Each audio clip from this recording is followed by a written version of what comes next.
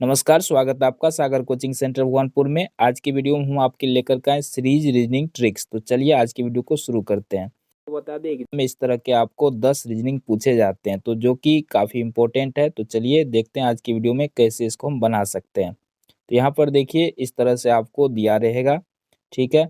और यहाँ पर एक जगह खाली रहेगा यानी क्वेश्चन मार्क रहेगा। तो यहाँ पर कौन सी संख्या होगी ये आपको बताना होता है और विकल्प दिए गए हैं। तो चलिए देखते हैं इसका सही आंसर क्या हो सकता है। तो इसमें क्या हो सकता है, जोड़ के आधार पर हो सकता है, घटाव के आधार पर, गुना के आधार पर, भाग के आधार पर। इसके अलावा अभाज्य संख्या पर आधारित क्वेश्चंस हो सकते हैं, वर्ग पे हो सकते हैं, धन पे आधारित हो सकते हैं। तो सबसे पहले हमें ज़्यादातर जो इस टाइप के रीजनिंग होते हैं वह जोड़ या घटाव पर आधारित होते हैं और कुछ रीजनिंग ऐसे होते हैं जो मिक्स होते हैं। तो चलिए देखते हैं इसको कैसे हम सोल्व करेंगे। तो यहाँ पर देखिए पहला है 27, 18, 11, 6। यहाँ पे क्या होगा हमें निकालना है। तो इसमें हम करेंगे क्या, सबसे पहले इसका डिफरेंस देखेंगे, इनमें डिफरेंस क्या है। तो हमें पता चल जाएगा कि यहाँ पर कौन सी संख्या आएगी। तो डिफरेंस निकालिए। यहाँ 27 में से अगर 18 को घटाते हैं तो कितना आता है, 9। ठीक है, यहाँ 9 का डिफरेंस आ रहा है। इसमें देखते हैं तो 18, 11, तो इसमें कितना का डिफरेंस है, 7 का डिफरेंस है। फिर 11 से 6, तो यहाँ पर 5 का डिफरेंस है। ठीक है, अब आपको आसानी से समझ में आ गया होगा कि इसमें अगला क्या होगा। देखिए पहले 9 घटाया, फिर 7 घटाया, फिर 5 घटाया।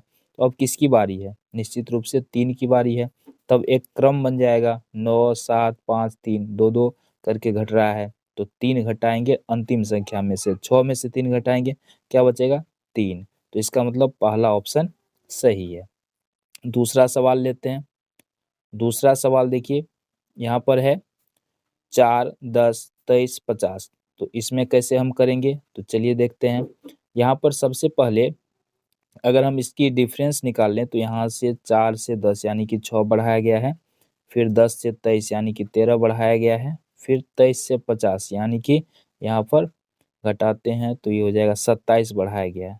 तो यहाँ पर एक चीज़ तो ये समझ में आ रहा है, यहाँ 6 से 13, तो 6 दूनी 12, एक 13 हो रहा है। यहाँ 13 दूनी 26, एक 27। तो इस आधार पे बना सकते हैं। तो 27 दूनी 54, एक क्या हो जाएगा, 55। तो यहाँ पे हमें क्या ऐड करना पड़ेगा, 55 ऐड करना पड़ेगा। ठीक है, तो देखिए यहाँ 6 जोड़ रहा है, फिर 13 जोड़ रहा है, फिर 27। तो 27 दूनी 54, एक 55 जोड़ेंगे। तो ये इस तरह से हो सकता है, या इसमें और क्या हो सकता है, तो 105 हमारा आंसर आएगा। 55 जोड़ेंगे तो ये 105। एक आधारित तो ये हो गया। दूसरा आधार पे भी इसको हम देखें तो हो सकता है।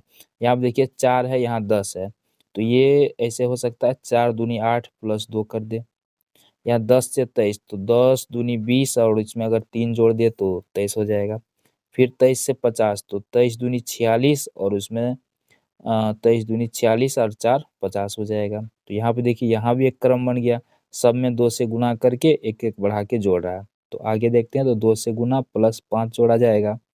तो 50 में 2 से गुना करेंगे 100 और 100 में 5 जोड़ेंगे तो 105 हो जाएगा। तो इस आधार पे भी हो सकता है। तो आप प्लस करके देखें, माइनस करके देखें, इस तरह से आप देखेंगे तो हो जाएगा। चलिए अगला देख लेते हैं। 0 है, 7 है, 26 है, 63 है। आपको ये भी ध्यान रखना है कि कुछ संख्या जो है वर्ग या घन पे आधारित हो सकता है। तो यहाँ पे हम देखेंगे कि जो संख्या दिया गया है क्या वो वर्ग संख्या है या घन संख्या है, या वर्ग या घन के आसपास की संख्या है। तो यहाँ पे स्पष्ट आप देख रहे होंगे कि देखिए यहाँ पे 0 है, तो ये क्या हो सकता है, 1 का घन माइनस 1 कर दे। चेक करते हैं, 1 का घन माइनस 1 कर देंगे तो 0 हो जाएगा। 7 कैसे होगा, तो 2 का घन माइनस 1 कर देंगे, 2 का घन 8 में से गया 7।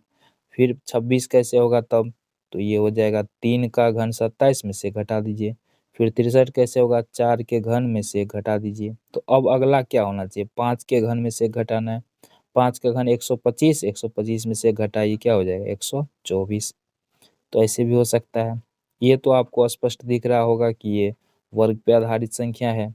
25 क्या है, 5 का वर्ग है। 36 क्या है, 6 का वर्ग है। 49 क्या है, 7 का वर्ग है। 64 क्या है, 8 का वर्ग। देखिए 5, 6, 7, 8, अब किसका वर्ग की बात, 9 का वर्ग कितना होता है, 81 होता है। चलिए अगला सवाल देखते हैं। 40 है 29, यहाँ पर इसको डिफरेंस कर देख लेते हैं पहले। 40 में से 29 को अगर घटाते हैं तो 11 बचेगा, ठीक है। इसमें 20 9 29 13 7 20, देखिए 11 घटाया फिर 9 घटाया फिर 7, 9 2 11। चलिए देखिए यहाँ पे 2 2 करके कम कर रहा है, तो यहाँ पे 11 9 7, अब किसकी बारी है 5 की, यानी 13 में से हमें क्या घटाना है 5, तो कितना बचेगा 8 बचेगा। तीसरा ऑप्शन सही है।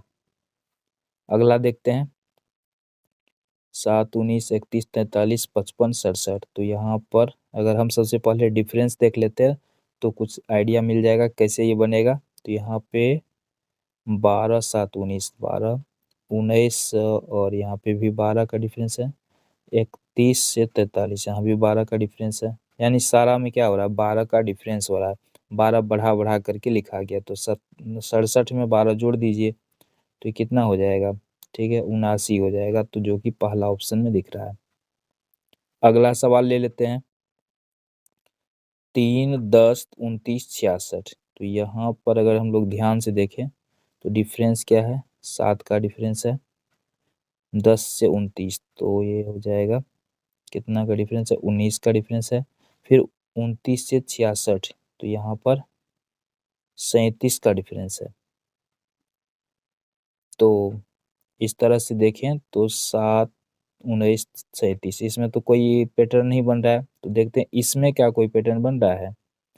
तो यहाँ पे देखिए अगर ध्यान दें हम तो यहाँ पे 7 से 19, तो इसका मतलब है कि इसमें 12 जोड़ा गया है, 12 7 19। यहाँ पर 19 से 37 तो यहाँ पर 18 जोड़ा गया है, तो 12 जोड़ा गया फिर 18, तो अब क्या होना चाहिए, अब 24 जोड़ना चाहिए।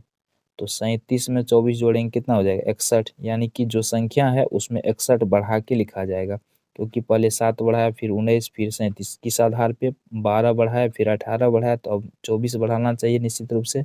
24 बढ़ाते हैं तो यानी 61 जोड़ा जाएगा, तो 61 जोड़ दीजिए 66 में, तो ये कितना हो जाएगा 127। तीसरा ऑप्शन सही है। आगे देखते हैं, ये तो सीधा सीधा वर्ग पे आधारित है, समझ में आ गया होगा आपको।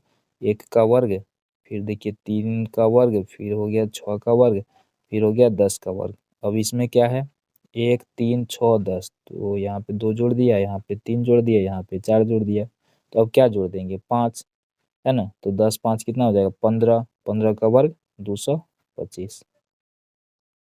अगला सवाल देखते हैं 10 110 174 210। तो यहाँ पर क्या किया है ये, यहाँ पर 100 प्लस किया, फिर उसके बाद देख लेते हैं ये जोड़ेंगे तो ये 64 प्लस किया है, इसमें कितना प्लस किया है 36, ठीक है। तो 100 फिर 64 फिर 36, तो अब किसकी बारी है, ये हो गया 10 का वर्ग, ये हो गया 8 का वर्ग, ये हो गया 6 का वर्ग। पहले 10 फिर 8 फिर 6, तो अब किसका बारी है 4 का, है ना। तो 4 का कितना होता है 16, तो यानी कि 210 में हम कितना जोड़ देंगे 16, तो कितना हो जाएगा 226 हो जाएगा ना, 226 आंसर हो जाएगा इसका। अगला देख लेते हैं 38 66 146, इसमें किस आधार पर है। तो ये तो काफ़ी इजी है, यहाँ पे देखिए 38 ये 6 का वर्ग प्लस 2, 66 8 का वर्ग प्लस 2, 144 ये 12 का वर्ग प्लस 2।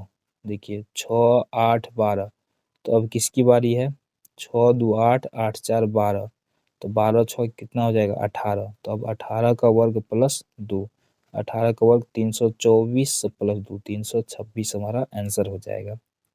तो आज की